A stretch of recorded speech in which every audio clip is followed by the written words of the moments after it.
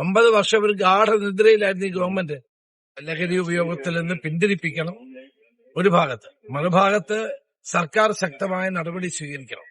9 വർഷമായിട്ട് ഈ ഗവൺമെന്റ് ഒന്നും ചെയ്തില്ല. അതുകൊണ്ടാണ് ഇത്രയും ആഴത്തിലേക്ക് ലഹരിയുടെ സ്വാധീനം സമൂഹത്തിൽ ഉണ്ടായത്. പക്ഷേ സാർ, ഇന്ന് റഹീം സാർ എന്ന് പറഞ്ഞത് ഏത് സർക്കാരാണല്ലോ ഇന്ന് ഭരിക്കുന്നതെന്ന് അറിയാമല്ലോ, അപ്പം ഉടനെ തന്നെ മറ്റേ ഷൈൻ ടോം ചാക്കോനെയൊക്കെ പിടിക്കും. 9 വർഷമായിട്ട് ആരെയും പിടിച്ചില്ലല്ലോ.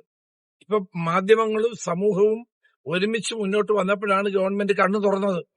9 വർഷം ഒരു ഗാഠനിദ്രയിലായിരുന്നു ഈ ഗവൺമെന്റ്.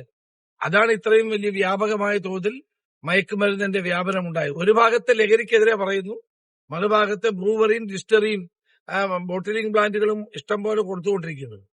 ഇതാണ് ഈ ഗവൺമെന്റ് ചെയ്യുന്നത്. അപ്പൊ അതുകൊണ്ട് ഇതൊന്നും ജനങ്ങൾ വിശ്വസിക്കേണ്ട.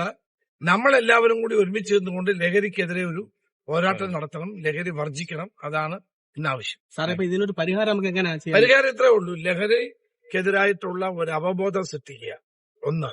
2, സർക്കാർ ശക്തമായ നടപടി സ്വീകരിക്കുക. ഇവിടെ 9 വർഷമായി സർക്കാർ ഒന്നും ചെയ്യാത്തത് കൊണ്ടാണ് ഇന്ന് ഇത്രയും വലിയ തോതിൽ ലഹരിയുടെ സ്വാധീനം കേരളത്തിൽ ഉണ്ടായിട്ടുള്ളത്. പ്രത്യേകിച്ച് നമ്മുടെ ചെറുപ്പക്കാർ. സിനിമയിൽ മാത്രമല്ല, എല്ലാ രംഗത്തുമുണ്ട്. സ്പോർട്സിലുണ്ട്, സിനിമയിലുണ്ട്, നിത്യജീവിതത്തിലുണ്ട്, സമൂഹത്തിന്റെ എല്ലാ തലങ്ങളിലുമുണ്ട്. നമ്മൾ സിനിമക്കാരെ മാത്രം കുറ്റപ്പെടുത്തിയിട്ട് കാര്യമില്ല, എല്ലാ രംഗത്തുമുണ്ട്. അപ്പൊ ഇത് തടയാനുള്ള ശക്തമായ നടപടിയാണ് ആവശ്യം.